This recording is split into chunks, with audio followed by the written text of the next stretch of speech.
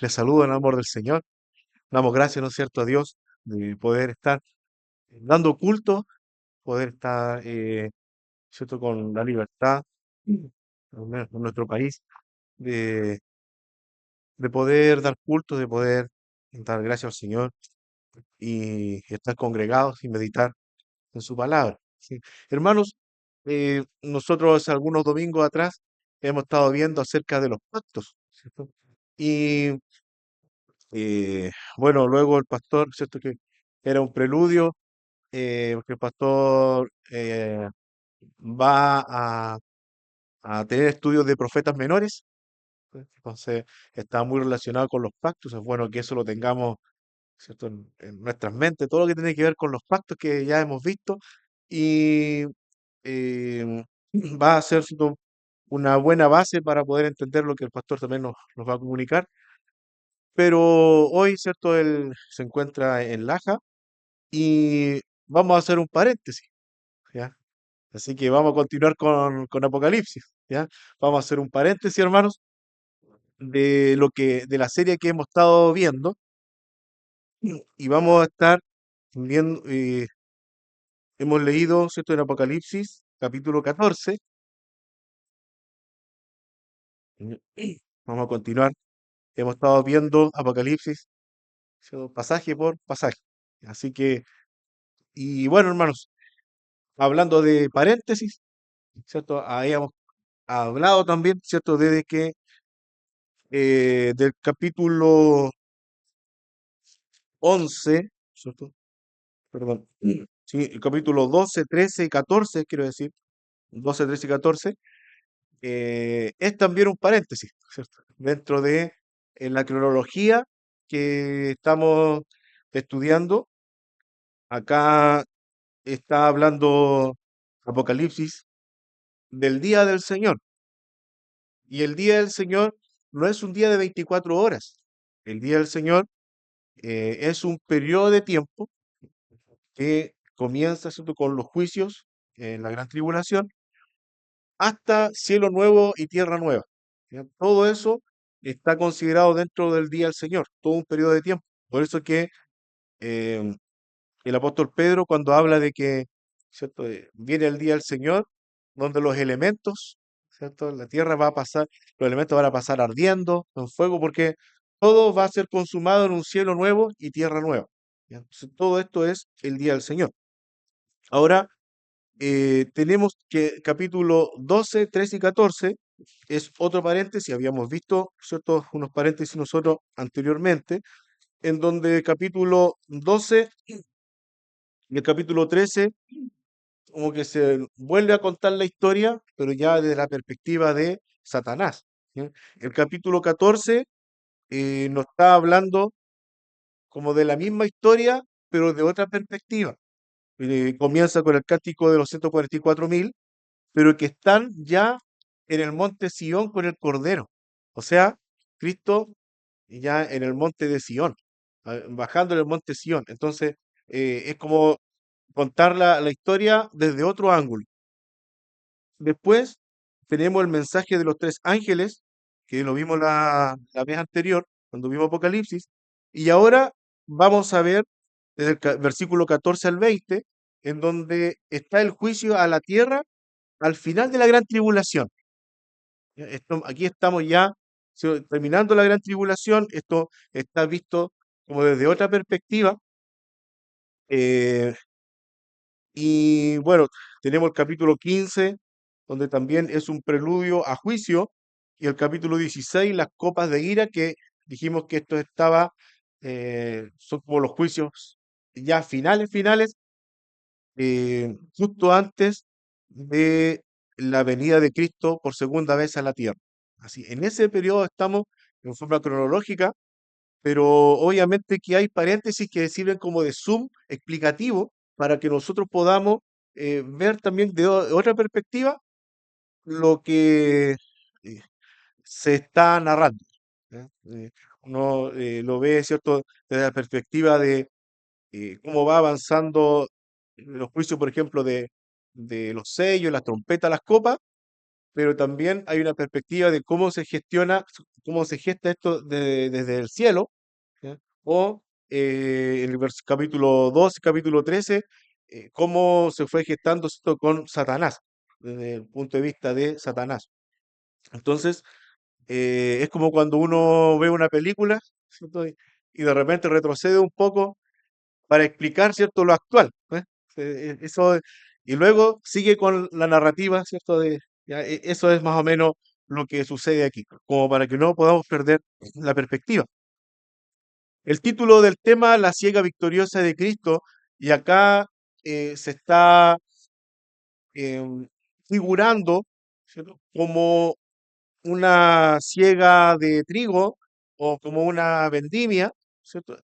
Lo que es el juicio de Dios a las naciones, ¿ya? Aquí se está figurando de esta manera y vamos a ver que en varios pasajes se habla de la siega de la tierra como una manera de juicio, aunque no en todos los pasajes la siega de la mies tiene que ver con un juicio, pero dentro de las profecías la siega de la mies madura tiene que ver con el juicio sobre la maldad, ¿ya? El juicio final de Dios sobre la maldad. Así que vamos a ir leyendo nuevamente, bueno, la división de estos versículos eh, tiene que ver más que nada con, con lo natural, ¿cierto?, de lo que se está narrando. En primero, la siega de la mies madura, y en segundo lugar la siega de las uvas maduras, y vamos a estudiar, ¿cierto?, a qué se refiere con cada una de las cosechas, de las siegas. Así que acá Juan dice, bueno, miré y he aquí. Hay esta expresión siempre lo utiliza, miré y he aquí, porque viene una revelación nueva. Entonces vi esto y he aquí, es una forma de eh, decir al lector, pongan atención ahora, ¿cierto? He aquí. ¿Y qué vio? Una nube blanca. Es la única vez que en la Biblia habla de una nube blanca, pero sí la gloria de Dios en varias partes de la Escritura se expresa como eh, una nube, ¿cierto? La gloria de Dios se manifiesta como una nube. ¿Ya? Así que vamos a ver algunos ejemplos muy claros en la transfiguración del Señor. En Mateo 17:5 vamos a ver que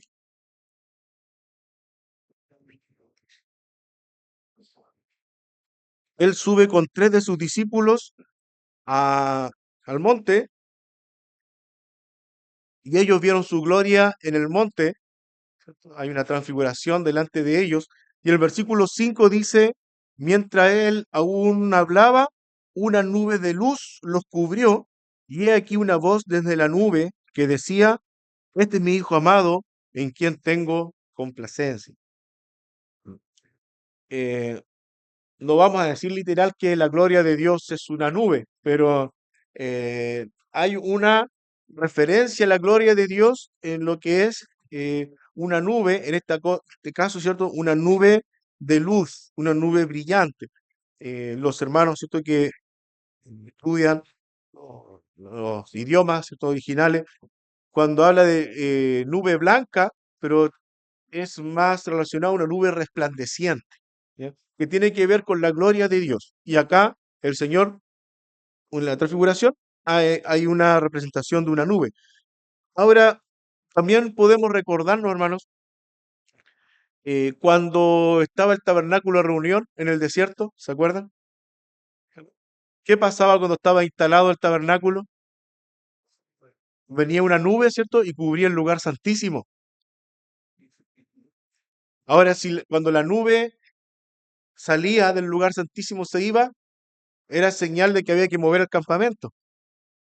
Así que va a desarmar todo, ¿no es cierto? Se movían a donde Dios les indicaba, armaban todo nuevamente. ¿Y qué pasaba después? La nube volvía a estar en el lugar santísimo y de ahí eh, lo- l- las personas llegaban hasta el atrio, ¿cierto? El patio externo para poder sacrificar. pero desde el altar de los sacrificios hacia adentro, solamente los sacerdotes. eh, los sacerdotes entraban, ¿cierto?, con el lugar santo, porque el tabernáculo, recordemos que eran como dos piezas, ¿no es cierto?, una más pequeña que la otra. La pieza más pequeña que daba hacia el interior estaba el arca del pacto, y eso estaba cubierto con una nube, y el sumo sacerdote entraba una vez al año, ¿cierto?, en el día de expiación. Y al lugar santo entraban todos los días los sacerdotes a ministrar. Y aquí, ¿cierto?, está la presencia del Señor. ¿Ya? Si el sumo sacerdote, ¿cierto?, entraba con unas campanitas que tenía que estar siempre sonando, entraba con una cuerda, ¿no es cierto?, porque si moría, aquí está la presencia del Señor. La nube, ¿cierto?, habla de la presencia de Dios. Eh, en Primero de Reyes 8:10 está la dedicación del templo a Salomón. ¿Ya? Y aquí Dios también respalda esto colocando su gloria en el templo. Primero de Reyes 8:10. Primero de Reyes 8:10. Y dice así: y cuando los sacerdotes salieron del santuario, la nube llenó la casa de Jehová.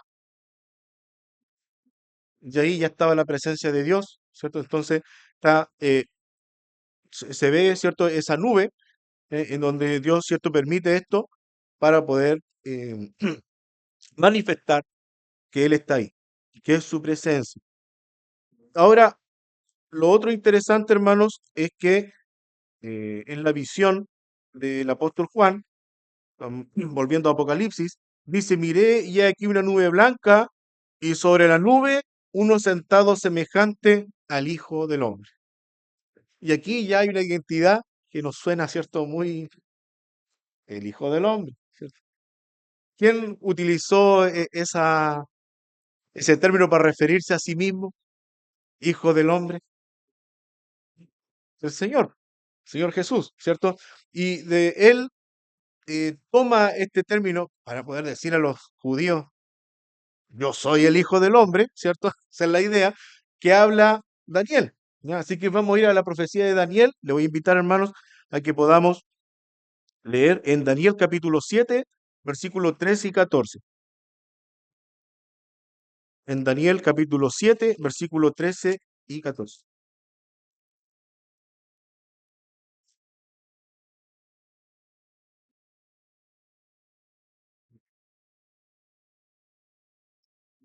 Así que,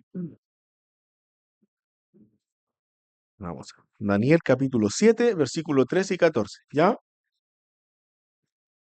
Dice así: miraba yo en la visión de la noche, y he aquí con las nubes del cielo venía uno como un hijo de hombre, que vino hasta el anciano de días, y le hicieron acercarse delante de él, y le fue dado dominio, gloria y reino, para que todos los pueblos, naciones y lenguas le sirvieran. Su dominio es dominio eterno, que nunca pasará, y su reino uno que no será destruido. Así que aquí, ¿no es cierto?, tenemos el Hijo del Hombre, o Hijo de Hombre. En realidad está viendo Daniel que Dios toma forma de hombre. ¿Sí? Y que viene, ¿cierto?, glorioso con las nubes del cielo. ¿Sí? Y que el anciano de día, que representa al Padre, ¿cierto?, se le dio que se acercara al anciano de días, y al Hijo del Hombre le fue dado dominio, ¿cierto?, potestad para reinar, y su reino no tendrá fin. ¿Ya? Así que, hermanos, para que todos los pueblos, todas las naciones le sirvan a el Hijo del Hombre, a este rey. ¿Qué más podemos añadir a esto? Cuando hablamos del Mesías, ¿cierto?, que significa el ungido, todos los reyes eran ungidos para poder gobernar, ¿cierto? Hay un ungimiento con aceite que hacía el profeta, ¿no es cierto? Y eso era señal de que él era el ungido de Dios para reinar, ¿cierto? Tenía la autoridad, pero iba a haber un ungido, valga la redundancia, de Dios mismo, ¿ya? El Mesías, el ungido, o en griego el Cristo, ¿ya? Había un ungido especial, que es nuestro Señor, ¿cierto? Entonces, Él es cierto quien va a reinar y dice que todos los pueblos, todo, va a haber un dominio cierto total, ¿no? Y su reino no tendrá fin. Ahora, nosotros, hermanos, tenemos que en este momento, como bien, ¿cierto? Nuestro hermano Esteban nos iba aclarando, ¿cierto? Hay un reino que es el reino de Dios, donde Dios tiene el dominio de todo, ¿cierto? No podemos discutir, ¿cierto? Él tiene el dominio de todo, pero vamos a tener, ¿cierto? También un reino físico de Cristo en la tierra, que es por 1000 años. Perdón, hermano. Vamos a tener un reino físico de Cristo por 1000 años. Luego de eso, ¿qué dice Pablo? ¿Cierto? En 1 Corintios, Él entregará el reino al Padre. Y aquí, ¿cierto? Se amalgama esto, ¿ya? Porque el reino de Cristo, obviamente, está en la misma voluntad que el reino del Padre. O sea, el reino eterno es un reino de Dios en su totalidad. Por eso es que el reino de Cristo no tendrá fin. Pero eso no anula, ¿cierto? Lo que se habla en Apocalipsis del reino milenial de Cristo. Perdón, hermano. Hay un tiempo específico que es el reino milenial de Cristo y obviamente su reino no va a tener fin. ¿Ya? Se amalgama con el estado eterno, ¿ya? En donde están reinando por siempre con Dios. ¿Ya? Así que en este sentido, sí el reino de Cristo será un reino eterno. ¿Ya? Así que hermanos, eh, vamos a continuar. Justo me sacó la garganta un poquito. Dios, disculpa el caso. Em, pero tenemos ya, vamos a volver a Apocalipsis 19 para ir avanzando ahí, hermanos. Perdón, Apocalipsis 14.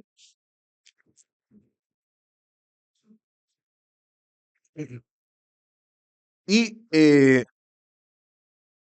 dice, y miró Juan y una nube blanca, sobre la nube uno sentado semejante al Hijo del Hombre. Ya vimos de dónde sale este término, el Hijo del Hombre, de esta profecía de Daniel, y por eso es que Cristo utiliza este término. Y dice, se refiere a él como el Hijo del Hombre. Y los judíos también, ellos no eran así, no creían en Cristo, pero sabían muy bien qué estaba diciendo el Señor. Sí, el Señor dice, aquí el Hijo del Hombre, lo que está diciendo es yo soy el Mesías, ¿cierto? El que va a gobernar eternamente. Sí. O sea, el judío sabía lo que Cristo estaba diciendo. El tema es que no creía en Cristo, porque ellos esperan que el Hijo del Hombre sea otro. ¿Se fijan? Que no creen en el Señor. Dice la palabra que están cegados temporalmente, pero un día sí van a ver que ellos fueron los que crucificaron al Mesías, que traspasaron al Mesías. Un día van a saber, y van a decir, no, en realidad Jesús era el Hijo del Hombre, tal cual como lo... Pero para eso tiene que haber un convertimiento del pueblo de Israel. Entonces, aquí, hermanos, Cristo, ¿cierto? El Hijo del Hombre, y dice que tenía en la cabeza una corona de oro. Y cuando hablamos de corona, hay dos palabras en griego que una se puede traducir por diadema y la otra es el estéfanos. ¿Ya? Entonces aquí la palabra es estéfanos. Esa es una corona que utilizaban los atletas. Se encargan ustedes, bueno, quizás para los que son un poco más longevos, ¿no es cierto? Los Juegos Olímpicos de Atenas, en donde le ponían aquí ¿cierto? Una ramita de olivo, ¿ya? Eso identificaba al atleta ganador. Y eso era la corona de oro, perdón, la corona, el estéfanos, ¿cierto? Una ramita de olivo, pero lo que valía era el honor, po, ¿ya? De haber ganado. Entonces, algunos piensan, por ejemplo, de que nosotros vamos a usar coronas, ¿cierto? Porque él dice que nos ha hecho rey y sacerdote, así que vamos a usar corona, pero el único que va a usar corona de rey o diadema es Cristo. ¿Ya? Él es el único que va a usar corona. ¿Ya? Realmente como para desmitificar un poco, ¿cierto? Que hay de repente doctrinas que dicen, bueno, hermano, usted por cada alma que se gane va a tener una perla en su corona. Lamentablemente, hermano, no va a tener corona de rey. ¿Ya? Y además de eso, uno no gana ningún alma, uno habla el Evangelio nomás y el que la gana es el Señor. Así que ya, y eso no tiene un sustento bíblico, ¿ya? Lo que vamos a tener, dice la palabra, es un estéfanos de gloria, incorruptible, no como el que ganaban los atletas, ¿cierto? Sino que uno que es eterno, incorruptible, en donde le va a identificar como vencedor. Eso es, ¿cierto? La corona incorruptible de gloria. Y en este caso, para el Mesías, no usa diadema en esta visión, ¿ya? De que es la corona de rey, sino que usa estéfanos, que es, lo identifica como alguien victorioso sobre sus enemigos. Así que tiene un estéfanos de oro, ¿ya? ¿Podemos decir alguna identificación? No podemos decir que sea la ramita de olivo, ¿cierto? No, no podemos llegar a ese nivel de conjetura, pero sí hay una identificación, ¿cierto? De un vencedor que tiene, ¿cierto? Una corona de oro, y en este caso es estéfano de oro. ¿Por qué? Porque lo identifica como vencedor sobre sus enemigos. Y en la mano tiene una hoz aguda, ¿cierto? O quizás acá en el sur se conoce más como una echona, ¿cierto? Que es eh, para poder cosechar el trigo, se usa mucho, ¿cierto? Para cortar el pasto. Yo creo que hay mucho aquí, voy a tratar de explicar. Ah, eh, es una, ¿cómo voy a decir? Una especie de cuchillo, eh, tiene un manguito, ¿cierto? Y es como un garfio así, el que tiene filo. Entonces tomaban los trigos en manojo y los segaban de esta manera, ¿cierto? ¿Ya? Así que eso es, ¿cierto? Para quizá hoy en día los más jóvenes conocen las máquinas trilladoras, ¿no? Ya, pero eso es, ¿cierto? La hoz. Y aquí Cristo tiene una hoz aguda, o sea, está afiladísima, porque Él está presto a hacer juicio.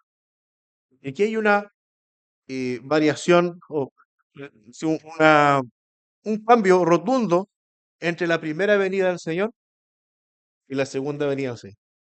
En la primera venida, ¿cierto? Él se hizo hombre, fue una guagüita, un niñito, eh, y él se humilló a sí mismo, dice Filipenses capítulo 2. Nadie lo podía humillar, fue una decisión propia. Así que él se humilló a sí mismo, tomando forma de hombre o naturaleza de hombre, se hizo siervo y se hizo obediente hasta la muerte de cruz, que era la muerte más vergonzosa que podía haber en la época. Y él, ¿cierto? O sea, no solo el dolor, sino también la vergüenza. El Antiguo Testamento dice, maldito el que es colgado de un madero. Y él tomó, ¿cierto? Esta fama de maldito. ¿Se fijan? Esta, él tomó la maldición. Él fue a la cruz a morir, ¿cierto? Por nuestra maldición, lo sabemos, pues él era el justo, pero él, ¿cierto? Fue colgado en un madero.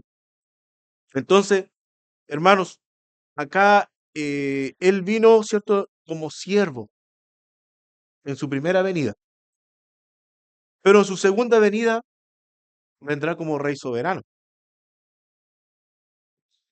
en donde lo mejor es, ¿cierto?, ponerse a disposición del Señor como súbdito del Señor, ¿cierto? Leíamos la palabra, ¿cierto? Su grandeza es inescrutable. Cantábamos cuán grande es Dios, ¿cierto? Aquí tenemos un cambio en su primera venida. Cristo vino en humildad. En su segunda venida va a venir en gloria, en esplendor. Hay un cambio. En la primera venida vino a buscar y a salvar lo que se había perdido, pero en su segunda venida va a venir a juzgar a las naciones. ¿Se fijan? Que es un cambio. En su primera venida sufrió humillación y persecución. Le decía, ¿cierto?, a sus discípulos, si al padre de familia llamaron Belcebú, cuánto más a los de su casa. Pero en su segunda venida va a venir a dar retribución. Quizá aquí podríamos leer, hermanos, 2 Tesalonicenses 1:8, en donde este pasaje se refiere a la segunda venida del Señor en gloria. 2 Tesalonicenses 1:8, y,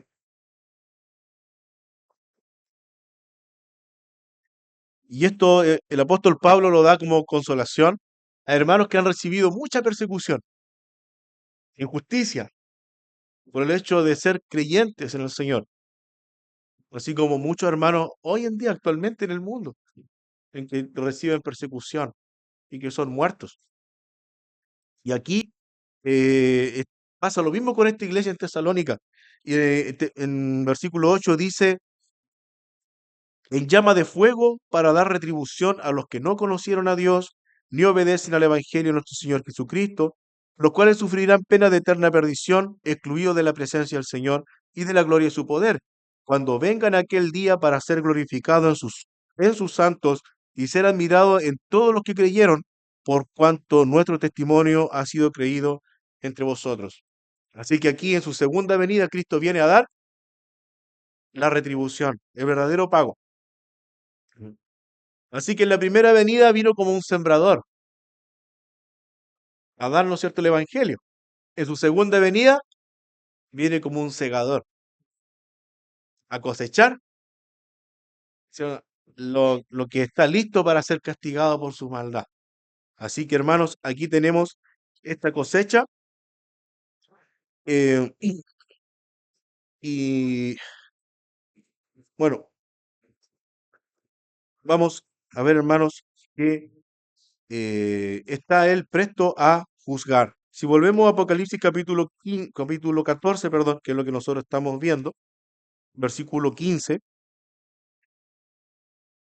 dice que del templo salió otro ángel. Ya han salido varios ángeles aquí en este capítulo, sería como el cuarto ángel, y del templo, pero no tiene que ver con el templo de Jerusalén, un templo físico, estamos hablando de el trono de Dios, ya del templo. Dice que sale un ángel clamando a gran voz al que estaba sentado sobre la nube, y dice, mete tu hoz y ciega. Y acá, ¿cierto? Es una voz como de orden. Así que, por lo mismo, algunos comentaristas piensan de que eh, en el perdón, en el versículo 14, no se trataría del Señor Jesucristo porque no podría recibir una orden de un ángel. ¿Ya? Pero en sí, todas las características, hay un solo hijo de hombre, ¿ya?, que es el Señor Jesús. Pero más bien, no es, ¿cierto?, de dar una orden al Señor porque un ángel no, esto es todo lo contrario, ¿cierto? Es el Señor quien ordena a sus ángeles, pero eh, hay un tiempo, una hora, en donde solamente pertenece al Padre. ¿No? Eh, Dice el Señor que el día y la hora nadie sabe cuándo va a ser su venida, el día y la hora nadie sabe, sino, ¿cierto?, solo el Padre. Vamos a leer un poco, hermanos, eso. Voy a pedir.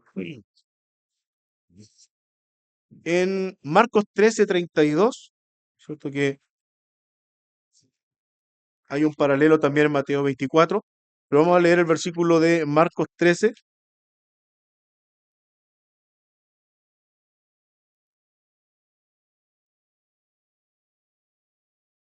Marcos 13:32.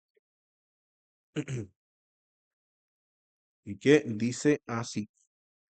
Pero en aquel, pero de aquel día y de la hora nadie sabe, ni aun los ángeles que están en el cielo, ni el Hijo, sino el Padre. Y aquí también, ¿cierto? Hay unas dificultades, ¿no? Porque Cristo tiene, ¿cierto?, dos naturalezas.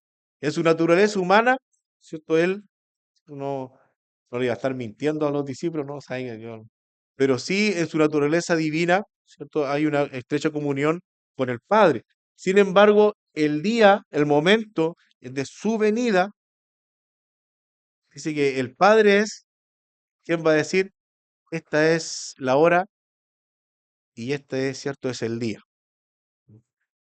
Y no depende de las condiciones en que esté el mundo, no depende, ¿no es cierto? No, Dios sabe quiénes van a formar su iglesia, ¿cierto? Él conoce a los suyos, sabe lo que va a pasar en la historia, ¿no? Y el Padre dice, este es el momento. Entonces, cuando el ángel dice, mete tu voz y ciega, entonces es de la comunicación de la orden del Padre al Hijo. ¿Ya? Aquí el ángel sirve de mensajero, entonces, para decir, ¿cierto? Mete la hoz y ciega. Este es el día, esta es la hora. ¿Fija? Esa es la figura de lo que está pasando ahí. Así que vamos a ir a Apocalipsis 14 nuevamente, hermanos, en donde dice que del templo salió otro ángel clamando a gran voz al que estaba sentado sobre la nube, que es cierto, el Señor Jesús, en su figura de él, mete tu hoz y ciega, porque la hora de cegar ha llegado, pues la mies de la tierra está madura, está lista, cierto, para ser cortada, cierto, cegada esa mies. Y el que estaba sentado sobre la nube metió su hoz en la tierra, y la tierra fue cegada.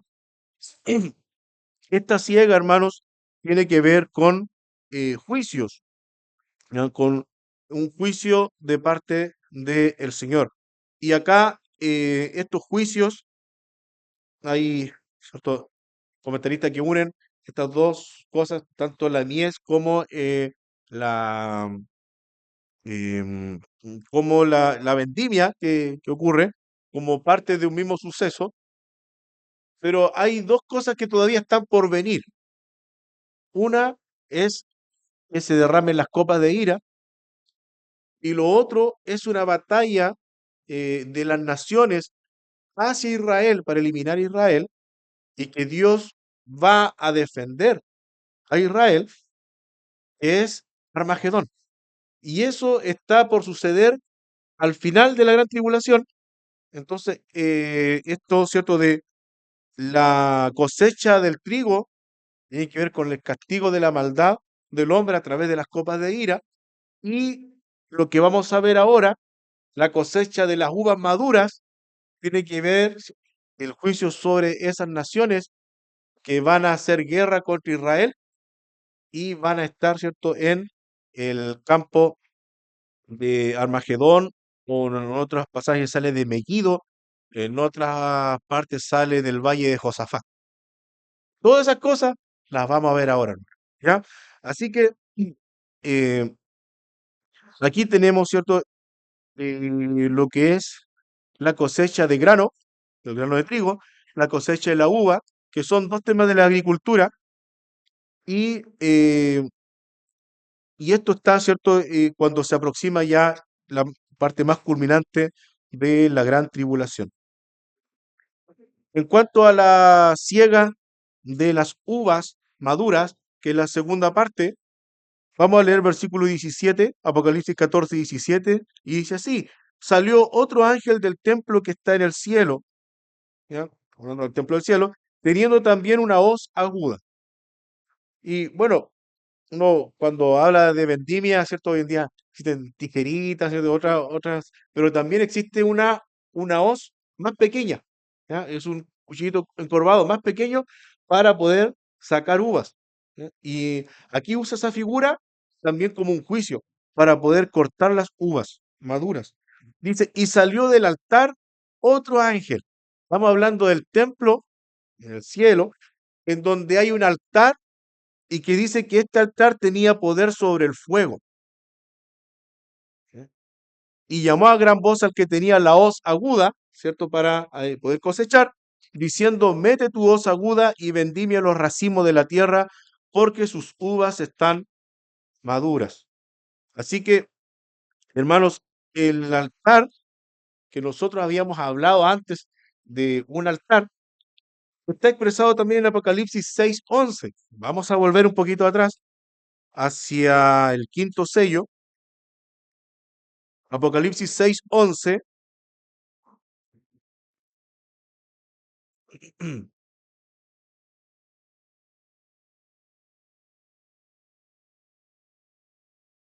Vamos a ver el 9 mejor, ya, de ahí en adelante. ¿Ya? Apocalipsis 6 9, ¿ya? Dice así, cuando abrió el quinto sello, vi bajo el altar las almas de los que habían sido muertos por causa de la palabra de Dios y por el testimonio que tenían. Y clamaban a gran voz diciendo, ¿hasta cuándo, Señor santo y verdadero, no juzgas y vengan nuestra sangre en los que moran en la tierra? Y se les dieron vestiduras blancas y se les dijo que descansasen todavía un poco de tiempo hasta que se completara el número de sus consiervos y sus hermanos, que también habían de ser muertos como ellos. ¿Ya?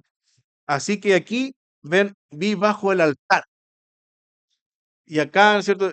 Cuando uno tiene la figura del altar, eh, en el tabernáculo tienes el altar de los sacrificios que estaba en el atrio, pero también está el altar del incienso que estaba en el lugar santo. Y el altar del incienso, donde se quemaba incienso aromático, que era específico de lo que había ordenado Dios, representaba la oración del pueblo. Cuando se acercaban a orar a Dios, ¿cierto? En ese momento, y también el sacerdote, o sea, el sacerdote que estaba de turno, él tenía que prender incienso en la mañana y prender incienso en la tarde, todos los días. Y eso representaba la oración del pueblo, que subía a Dios en olor grato. Hubo dos hijos de Aarón, ¿cierto? Que se le ocurrió quemar otro incienso que nada que ver y murieron en el acto. ¿Por qué? Porque, ¿cierto? Había ordenado, ¿cierto? La hora, qué incienso y todo, que era la oración de los santos. Entonces, este altar tiene que ver con el altar para la oración. Y se fijan que aquí tiene que ver con altar de incienso, porque acá están las almas de los que habían sido muertos por el Evangelio, que están clamando a Dios, ¿cierto? Por justicia. Entonces, aquí esto es de oración. Por lo tanto, cuando habla del ángel que tiene en su poder el fuego, está hablando de ese ángel que sale del altar del incienso. Y así como Dios le prometió a estas almas, esperen un poco de tiempo, ahora se da el tiempo. Ahora viene, ¿cierto?, el tiempo del juicio. Porque en la gran tribulación, ellos fueron muertos por la causa de Cristo. Ahora ellos van a ir a atacar a Israel para hacer desaparecer a Israel. Pero Dios los va a eliminar, ¿cierto?, de la tierra. Ahora es el juicio de ellos, ¿ya? Así que por eso, ¿cierto? Llama la atención que aquí eh, Juan, el apóstol Juan habla de de ángel, ¿cierto? Que sale del templo y que tiene el poder o que tiene, ¿cierto?, el control del fuego, ¿ya? Del fuego del altar del incienso, ¿ya? Y donde aquí va a dar respuesta a la oración, ¿cierto? Tal cual como Dios se lo prometió en el quinto sello, se lo prometió, ¿cierto?, a sus hijos. Así que diciendo, mete tu voz aguda y vendimia los racimos de la tierra, porque sus uvas están maduras. Y el ángel arrojó su hoz en la tierra y vendimió la viña de la tierra y echó las uvas en el gran lagar de la ira de Dios, ¿cierto? Eh, Ahora quizás hay hay prensa para hacer el vino, pero antes el vino se hacía, ¿cierto? Pisando las uvas, ¿ya? Y eso iba, ¿cierto?, hacia otra fuente, así que era como una fuente grande de piedra en donde colocaban las uvas, donde las pisaban, y eso iba por un canalito y iban recibiendo el jugo, ¿cierto?, en otra fuente.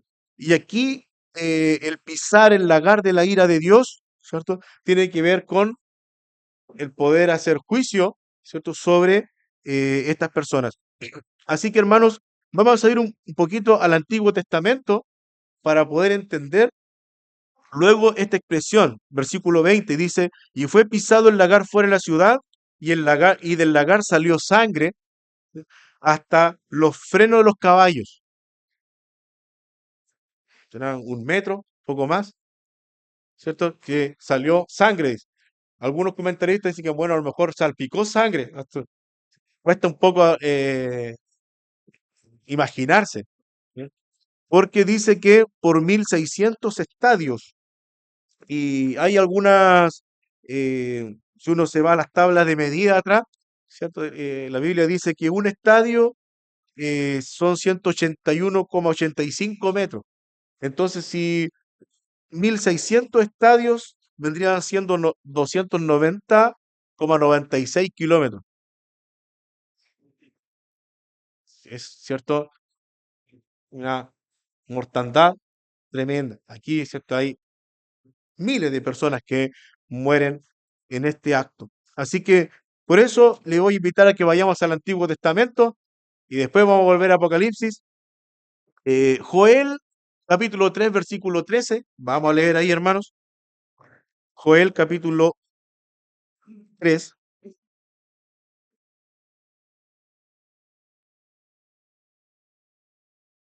Joel, capítulo 3 versículo 3.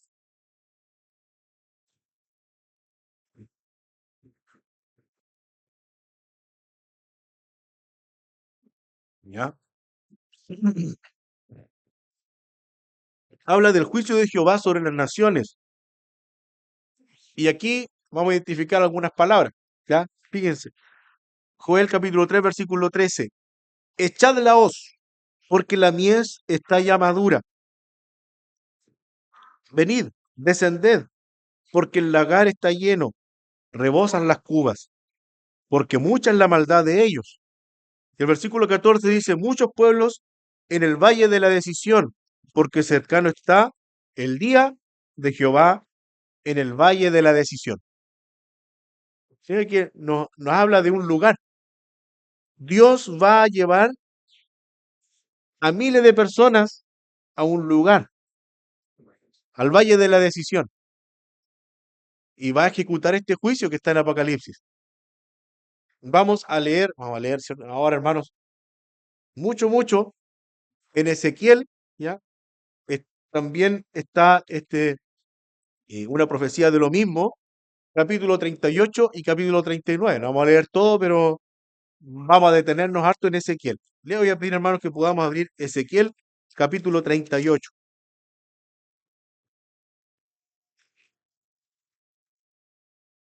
Ujú. Y aquí está la profecía contra Gog, de la tierra de Magog y de tierras de Mesec y Tubal, que en el fondo son países, reinos que están hacia el norte de Israel, ¿sí?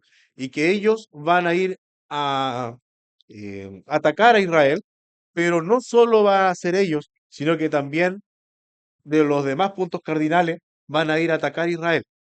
Entonces uno dice, bueno, durante la historia siempre se ha visto pueblos que quieren eliminar a Israel. Mm, Y ¿se acuerdan cuando leíamos en Jeremías? Así que decía Dios, si yo faltare mi pacto con el día y la noche, entonces faltará uno que suceda el trono en Israel. O sea, el Señor va a preservar su pueblo, porque aquí hay propósitos de Dios y Jesús va a volver a reinar para tomar el trono de David. Tiene que estar Israel, tiene que haber judíos, tiene que estar Israel, tiene que estar Jerusalén. Sí, eso Dios lo va, de hecho Dios lo ha hecho. Por siglos, la tierra de Israel no había ningún judío. Estaban todos repartidos en otras tierras. Eso fue siglos, sí. Jerusalén seguía existiendo, pero tomada por musulmanes. Fue siglos así. Dios lo hizo. Dios levantó, hizo que existiera el Estado judío, hizo que estuviera Jerusalén. Dios va a hacer de que Israel vuelva a tener un templo. Posiblemente alcancen a hacer sacrificios. Dios lo va a hacer porque ellos no creen en Cristo como nación. Hay judíos mesiánicos, son parte de la iglesia, pero ellos no creen en Cristo. Pero ¿qué dice Pablo en 2 Tesalonicenses? Cuando esté este inicuo, ¿cierto? Cuyo advenimiento va a ser por obra de Satanás, que se refiere al anticristo, va a estar en el trono de Dios, en el templo, para poder ser adorado como Dios. Entonces, Dios lo va a hacer porque Dios ya lo prometió, Él lo va a hacer. Pero acá tenemos esta profecía contra Gog y Magog, porque me fui un poquito de esta batalla, así que vamos a leer aquí, hermanos. Dice así, Ezequiel capítulo 38. Vino a mí palabra de Jehová diciendo, hijo de hombre, pon tu rostro contra Gog en tierra de Magog, príncipe soberano de Mesec y Tubal, y profetiza contra él. Tiene que poner el rostro hacia el norte de Israel, hacia el norte de Jerusalén. Y di, así ha dicho Jehová el Señor, he aquí, yo estoy contra ti, oh Gog, príncipe soberano de Mesec y Tubal, y te quebrantaré y pondré garfios en tus quijadas, y te sacaré a ti y a todo tu ejército, caballos y jinetes, de todo en todo equipados, gran multitud de paveses y escudos, teniendo todos ellos espadas, Persia, Cus y Fut, con ellos. Hay más pueblos que se unen, no solo del norte, del oriente también. Todos ellos con escudo y yelmo, Gomer y todas sus tropas, la casa de Togarma, de los confines del norte y todas sus tropas, muchos pueblos contigo. Prepárate y apercíbete, tú y toda tu multitud que se ha reunido a ti, y sé tú su guarda. De aquí a muchos días serás visitado. Al cabo de años vendrás a la tierra salvada de la espada, recogida de muchos pueblos, a los montes de Israel, que siempre fueron una desolación, mas fue sacada de las naciones, y todos ellos morarán confiadamente. Subirás tú y vendrás como tempestad, como nublado para cubrir la tierra, serás tú y todas sus tropas y muchos pueblos contigo. Así ha dicho Jehová el Señor. En aquel día subirán palabras en tu corazón y concebirás mal pensamiento y dirás, subiré contra una tierra indefensa, iré contra gentes tranquilas que habitan confiadamente. Todas ellas habitan sin muros y no tienen cerrojos ni puertas. ¿Cuándo va a suceder, cierto, esto, hermanos? En la primera mitad de la gran tribulación, cuando el anticristo venga a engañar a las naciones, si nos recordamos un poco más, primer sello, caballo blanco, ¿cierto? Alguien que venía con corona de rey, con un arco, pero sin flecha. ¿Por qué? Porque va a ser un gran diplomático, ¿ya? Que va a engañar a las naciones. ¿Qué va a hacer, cierto? Él le va a dar una falsa paz a Israel. Va a ser un pacto. La última semana, ¿se acuerdan? La semana 70 Daniel dice, y hará, ¿cierto? Y habrá una última semana en donde el príncipe que ha de venir va a hacer un pacto con los judíos, pero a la mitad de la semana rompe el pacto. Entonces aquí, hermanos, es probable que a la mitad, ¿cierto? De la gran tribulación, como decimos, ¿cierto? Algunos, se dé vuelta la chaqueta, ¿no es cierto? Y venga una persecución en contra de los judíos. Por lo tanto, van a encontrar a un pueblo que va a estar tranquilo, indefenso, porque tiene una falsa seguridad. Sin embargo, eh, lo que vamos a leer después no ocurre a mitad de la tribulación, sino que, porque ahí empieza la persecución contra los judíos, va a ocurrir al final, cuando todos los pueblos se van a reunir para decir, ya, esta es la nuestra. Aquí eliminamos, ¿cierto?, a estos judíos. Eso, ¿cierto?, es lo que va a suceder. Así que quiero invitarle a seguir leyendo, hermanos, el capítulo 39. Disculpe, hermano, que es larga la lectura, ¿ya? Pero después va a cuadrar mucho con la visión, ¿cierto?, de Apocalipsis. Dice así, capítulo 39 de Ezequiel. Tú, pues, hijo de hombre, profetiza contra Gog y di, así ha dicho Jehová el Señor, he aquí yo estoy contra ti, oh Gog, príncipe soberano de Mesec y Tubal, y te quebrantaré y te conduciré y te haré subir de las partes del norte y te traeré sobre los montes de Israel. Fíjate, Dios permite el engaño. Satanás lo hace, pero la soberanía es de Dios, ¿ya? Y sacaré tu arco de tu mano izquierda y derribaré tus saetas de tu mano derecha. Sobre los montes de Israel caerás tú y todas tus tropas y los pueblos que fueron contigo. A aves de rapiña de toda especie y a las fieras del campo te he dado por comida. O sea, los cuerpos van a ser comidos por ciertos animales, aves de rapiña. Sobre la faz del campo caerás, porque yo he hablado, dice Jehová el Señor, y enviaré fuego sobre Magog y sobre los que moran con seguridad en las costas, y sabrán que yo soy Jehová. Es decir, no va a quedar ninguno. A los que están escondidos, Dios los va a eliminar. Y haré notorio mi santo nombre en medio de mi pueblo Israel, y nunca más dejaré profanar mi santo nombre, y sabrán las naciones que yo soy Jehová, el santo de Israel. He aquí viene y se cumplirá, dice Jehová el Señor. Este es el día del cual he hablado. Y los moradores de las ciudades de Israel saldrán y encenderán y quemarán armas, escudos, paveses, arcos y saetas, dardos de mano y lanzas, y los quemarán en el fuego por 7 años. O sea, va a ser una mortandad tan grande que todo el armamento que... ¿Cuándo van a estar, cierto, los judíos quemando? Los que entren al milenio. Los primeros 7 años van a estar quemando armamento, ¿cierto? ¿Ya? No traerán leña del campo, ni cortarán de los bosques, sino quemarán las armas en el fuego y despojarán a sus despojadores y robarán a los que les robaron, dice Jehová el Señor. En aquel tiempo yo daré a Gog lugar para sepultura allí en Israel, el valle de los que pasan al oriente del mar, y obstruirá el paso a los transeúntes, ¿cierto? Los cuerpos no van a dejar pasar, ¿ya? Pues allí enterrarán a Gog y a toda su multitud, y lo llamarán el valle de Amón Gog, o la multitud de Gog, ¿cierto?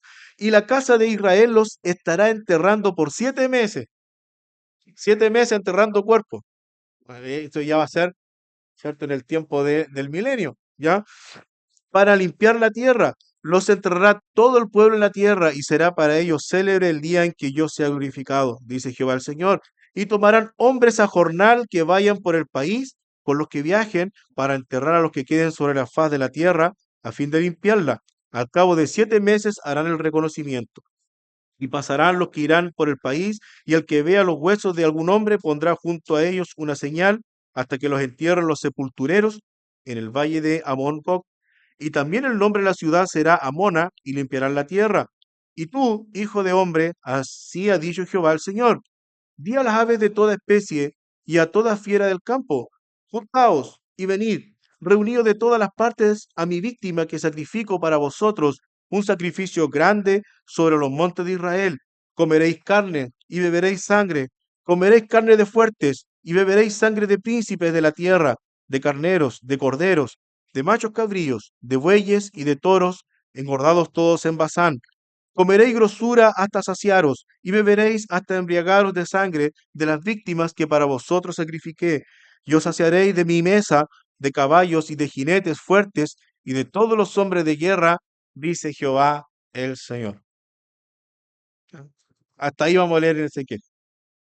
Pero les invito a que en sus casas puedan leer los capítulos completos, ¿ya? Y acá, ¿no es cierto? Se fijan, hay una mortandad, ¿ya? Y ahora, hermanos, nosotros estamos en Apocalipsis 14, ¿no es cierto? Voy a invitar a que podamos abrir nuevamente Apocalipsis 14. Dijimos de que hay una cosecha de la mies, ¿cierto? Del trigo, que tiene que ver con la ira de las copas, y la cosecha eh, de las uvas, que tiene que ver con esta batalla grande. Por eso es que dice que la sangre llegó a los frenos de los caballos, ¿cierto? Y por 1600 estadios fue la sangre. Si nosotros nos vamos a la sexta copa de ira, que eso viene siendo Apocalipsis capítulo 16, versículo 12, ¿ya? Apocalipsis 16, 12, ¿ya? Dice así: el sexto ángel derramó su copa sobre el río Éufrates, y el agua de éste se secó, ¿ya? Así que aquí, ¿cierto? Tremendo río se secó, para que estuviese preparado el camino a los reyes del oriente. Aquí, hermanos, hay un ataque de Israel desde el norte y también del oriente.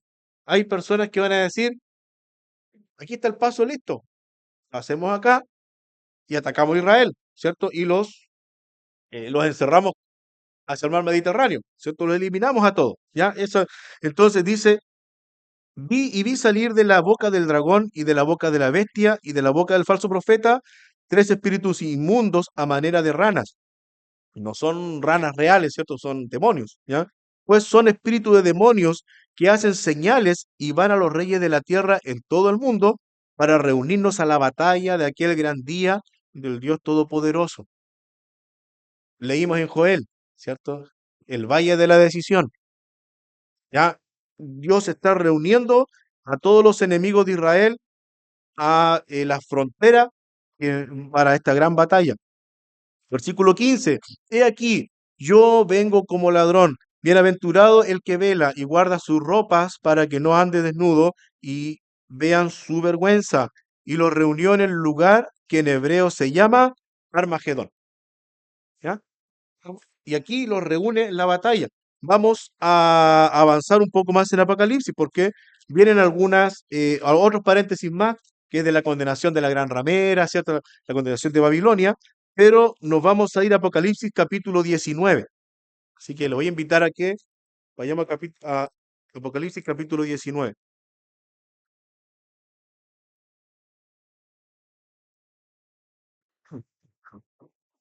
Ya, entonces aquí tenemos, perdón, hermano, la segunda venida del Señor en gloria, ya desde el versículo 11 en adelante.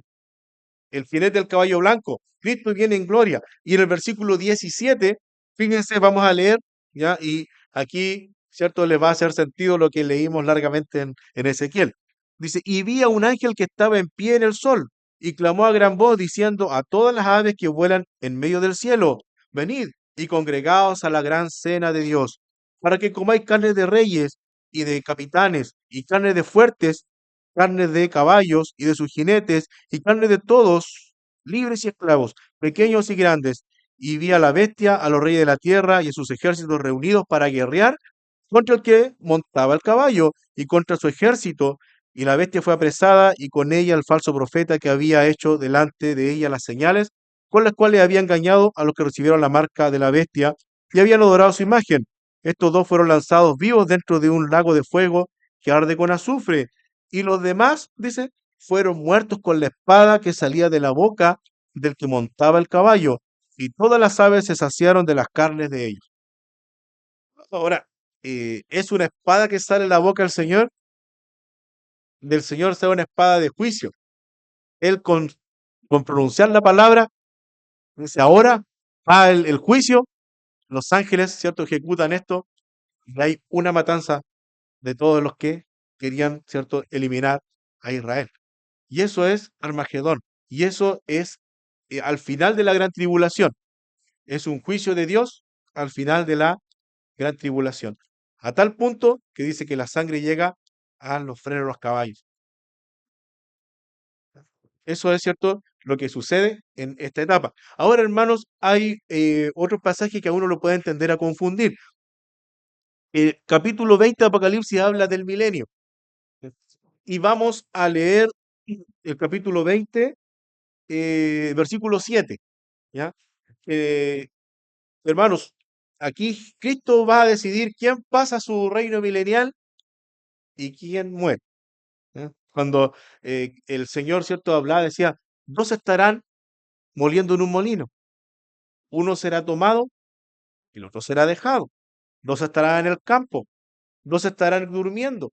Uno va a ser tomado y el otro va a ser dejado cuando venga en su segunda venida. Pero aquí, hermano, ojo, esto no está hablando del arrebatamiento de la iglesia, esto está hablando del juicio de Cristo al final de la gran tribulación. Aquí el que es tomado para morir, y el que es dejado para el gobierno milenial de Cristo. ¿Se fijan? ¿Ya? Él está hablando de la gran tribulación ahí. En todo el capítulo 24 de Mateo está hablando de la gran tribulación. Entonces, dice aquí, ¿cierto? Van a ir dos en el campo, y aquí es un justo juicio de Dios castigando el mal, ¿cierto? El que va a morir, ¿cierto? Y el que va a vivir para entrar a tu reino milenial. De los que van a vivir, hermanos, aquí en el milenio, ¿cierto? Va a haber justicia, va a haber un reino, ¿cierto? Que ningún político, todo lo que prometen los políticos, ¿no es cierto? Ya que estamos en etapa, ¿cierto?, de campañas políticas, todo lo que prometen los políticos que no van a cumplir, En realidad, Cristo, ¿cierto? Él, verdadera justicia, verdadera paz. Pero eso no significa de que en el milenio no va a existir pecado, porque los descendientes de, ¿ya? Igual van a pecar. Porque, ¿qué dice también la Escritura? Que cuando había en 1 Corintios, ¿no es cierto?, un caso de inmoralidad que no había sido juzgado, y le dice a la iglesia, ¿acaso no saben que nosotros juzgaremos el mundo? Es porque habrá pecado, en donde ustedes, ¿cierto? Y yo, al estar ahí, vamos a estar en concordancia con lo que dice el Rey de Reyes, ¿cierto? Que es el Señor. ¿Entienden? Entonces, aquí, ¿cierto? Hay un juicio o se va a juzgar al mundo. Igual van a haber descendientes que van a ser pecadores. Sin embargo, no va a estar Satanás actuando porque Satanás va a ser atado 1000 años. Ahora nos vamos a Apocalipsis 27, que es lo que habíamos anunciado. Dice, cuando los 1000 años se cumplan, Satanás será suelto de su prisión y saldrá a engañar a las naciones que están en los cuatro ángulos de la tierra. Y aquí nuevamente dice, a Gog y a Magog. Entonces, bueno, cuando uno dice, aquí viene la guerra de Gog y Magog, pero en realidad eh, no es lo que nosotros leímos en Ezequiel 38 y 39, sino que son los mismos sectores, ¿ya? Fíjense acá, a fin de reunirlos para la batalla. Aquí hay una segunda batalla, ¿ya? Y dice, el número de los cuales como la arena del mar. Aquí tenemos un milenio donde no se conoció muerte, hermanos, una cantidad de descendientes, ¿ya? Y el número de ellos como la arena del mar. Y acá, ¿no es cierto? Y subieron sobre la anchura de la tierra y rodearon el campamento de los santos y la ciudad amada. ¿Y qué dice aquí? Y de Dios descendió fuego del cielo y los consumió. Es distinto a lo otro, en donde, ¿cierto? Cristo da la orden y los otros fueron muertos, ¿cierto? Y la sangre llegó al freno de los caballos y las aves del cielo, las aves de rapiña, ¿no es cierto? Se comieron los cuerpos y enterraron los cuerpos. Acá no. Acá viene fuego del cielo y los consume. ¿Se fija? Es distinto. Pero sí eh, pensaba, ¿cierto? ¿Cuál será la artimaña del diablo aquí? Porque dice a Gog y a Magog, ¿cierto? Entonces uno dice, pues Gog y Magog dicen Ezequiel, pero no es el mismo suceso, ¿cierto? Lo que ocurre en Ezequiel es lo que está escrito en Apocalipsis 19, que leímos. Acá ocurren los 1000 años, después de los 1000 años, los mismos que, pero las mismas naciones, podríamos decirlo, pero no son las mismas personas, obviamente, pero quizás Satanás viene y dice, oye, ya llevamos 1000 años como subyugado aquí al rey de Israel, ya será hora que nos liberemos. Yo soy de antes y los padres de ustedes, ¿cierto? Quisieron eliminar, los padres de ustedes, la voluntad era eliminar a los judíos. Y ustedes son los descendientes. Sale a engañar a las naciones, sale a darle ganas, ¿cierto?, de guerrear contra Israel, de eliminarlo. ¿Se fija? ¿Ya? Así que en ese sentido, Gog está considerado como una persona importante, un rey importante, que es antisemita, totalmente. Quería eliminar judíos. ¿Ya? Y acá, ¿no es cierto?, son figuras de lo mismo. Son figuras, ¿cierto?, de personas que quieren eliminar judíos. 1000 años después, pero les hace sentido lo que dice el diablo. Y van, ¿cierto? Y se reúnen para poder eliminar a Israel, dice, como la arena del mar. ¿Saben? Muchísimo. Pero en este caso, ¿Dios qué hace? Envía fuego del cielo y los consume. ¿Ya? Entonces son cosas distintas. Explicado esto, hermanos, queremos ver algunas conclusiones eh, que son para meditar también para nosotros. Si pudiéramos ver en 1 Tesalonicenses 1:10,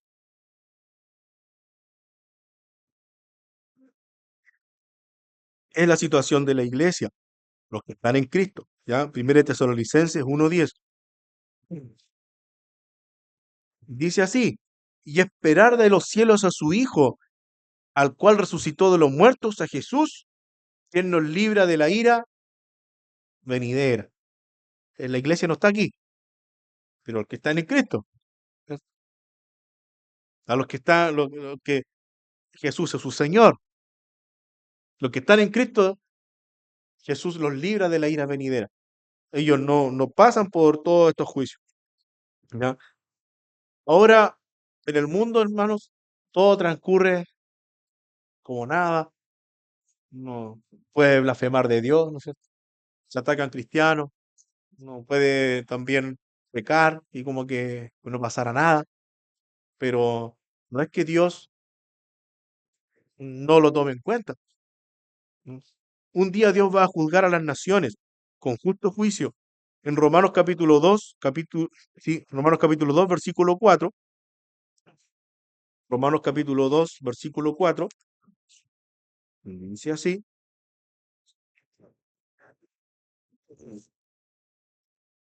¿O menospreciáis la riqueza de su benignidad, paciencia y longanimidad, ignorando que su benignidad te guía al arrepentimiento?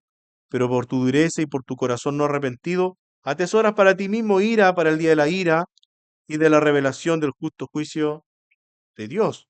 O sea, no va a pasar por alto el Señor su juicio, pero ahora hay misericordia. Ahora pareciera que no pasa nada. Está la invitación, ¿cierto?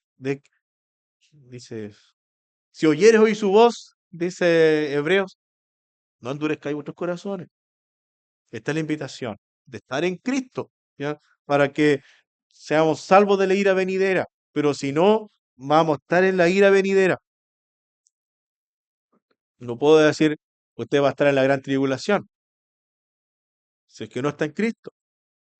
Pero sí eternamente va a estar en la ira venidera, ¿ya? Y aquí el Señor dice que por la dureza del corazón no arrepentido se atesora ira en el día de la ira. Y por último, hermanos, en Malaquías, me parece mucho que estos versículos también lo había utilizado en otra aplicación. Malaquías capítulo 3 versículo 13. Tenemos un pueblo de Israel en donde dice, bueno, nosotros servimos a Dios y mira, este es un impío que blasfema contra Dios, que peca como quiere, y más encima le va bien en lo económico, más encima se burla de Dios y que es como que no le pasa nada. ¿Sí? Entonces, Israel está en esta situación que blasfema en contra de Dios porque dice, bueno, eh, pecan y no pasa nada. ¿Sí? Entonces, Malaquías capítulo 3 versículo 13 dice así, ahí vamos a leer hacia adelante hasta el capítulo 4 unos versículos. Dice así, vuestras palabras contra mí han sido violentas, dice Jehová, y dijisteis, ¿qué hemos hablado contra ti? Habéis dicho, por demás es servir a Dios. ¿Qué aprovecha que guardemos su ley y andemos afligidos en presencia de Jehová de los ejércitos? Decimos pues ahora, aquí es el, bienaventurados son los soberbios. Y los que hacen impiedad no solo son prosperados, sino que tentaron a Dios y escaparon. Como que aparentemente, ¿cierto? Entonces los que temían a Jehová hablaron cada uno a su compañero, y Jehová escuchó y oyó. Y fue escrito el libro de memoria delante de él para los que temen a Jehová y para los que piensan en su nombre.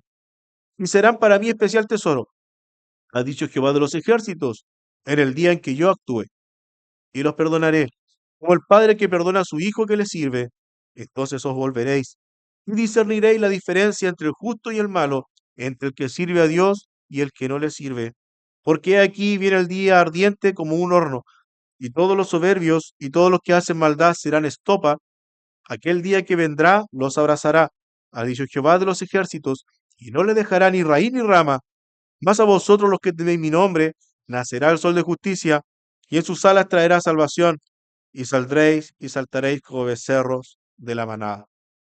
Obviamente, hermanos, acá eh, esta es una profecía hacia Israel, que ellos van a pasar la gran tribulación, pero también hay una aplicación hacia nosotros.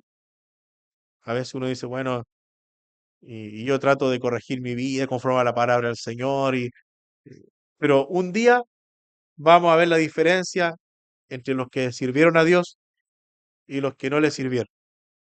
Así que eh, tenemos estos versículos que son de juicio, esta ciega, ¿cierto? Distinto es, por ejemplo, en Juan capítulo 4, donde dice, ve los campos que están blancos para la siega. Ese versículo no es una siega de juicio, es una siega, ¿cierto?, de predicar el evangelio, la necesidad que tenían las personas del evangelio. Hay que tener ojo, ¿cierto?, en el contexto de qué siega habla.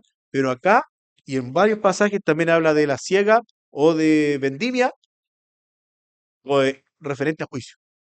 ¿Ya? Y esto, hermanos, es cierto lo que va a pasar. em, Quizá hoy en día hemos visto atisbos de esto, pero un día, ¿cierto? El Señor va a pelear en contra de los enemigos de su pueblo. Había otro detalle que decía el versículo en Apocalipsis 14:20 que dice que fuera de la ciudad iba a matar a los enemigos. Y se refiere a la ciudad de Jerusalén, porque Jerusalén va a ser el asiento del reino del Mesías. Así que Jerusalén va a ser conservada. ¿Ya? Así que aquí, hermanos, hay también más información al respecto, pero creo que con el pastor Joel lo va a hacer un zoom bastante más grande, ¿cierto? Al respecto. Oremos, hermanos. Señor, te damos las gracias, oh Dios, porque en su misericordia usted nos ha revelado sus propósitos, lo que va a pasar, qué es eh, lo que conviene. Oh Dios, tu palabra, Señor, que se predica hoy en día. ¿Cuánto han querido eliminar, Señor, tu palabra? ¿Cuánto han querido callar a los cristianos? Y tu misericordia, Señor, es tan grande. Oh Dios, hasta el final va a ser tu palabra. Toda la tierra pasará, todo pasará, pero tu palabra no pasará, Señor. Oh Dios, gracias te damos.